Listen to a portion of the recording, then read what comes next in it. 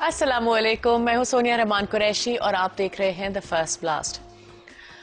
आपको बायोलॉजी पसंद है, फिजिक्स पसंद है, केमिस्ट्री पसंद है या अकाउंटिंग में आप अच्छे हैं? आपको किताबें पढ़ने का बहुत शौक है, लिटरेचर आपको बहुत पसंद है, हिस्ट्री का बड़ा शौक है।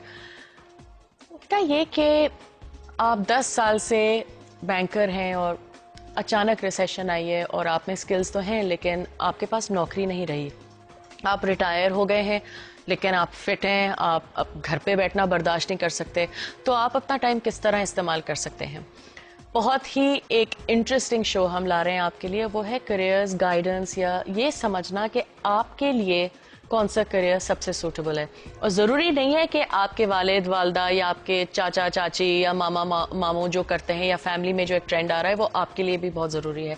एक बात तो हमने रियलाइज़ कर ली है कि आजकल मार्केट इतनी कंपेटिटिव है और लोग इतने अब आजकल मेहनती हो चुके हैं कि आप जिस चीज़ में अच्छे हैं आप तभी नज़र आएंगे, और बहुत बहुत अच्छे हैं, एक्सेल करेंगे किसी चीज़ में, तभी आप आगे बढ़ेंगे। तो make the right decisions, have a look at the sneak peek, दूर मत जाइएगा और जल्दी से वापस आ जाइएगा।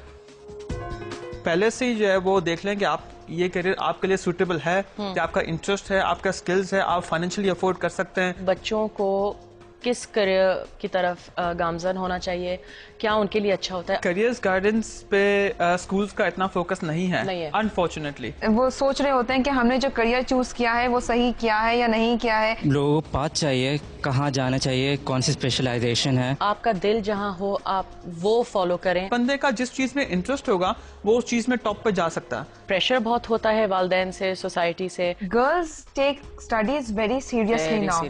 आपके लिए क्या फील्ड चाहिए होगी और आपको किस तरह शुरू करना चाहिए और किस लेवल से शुरू करना।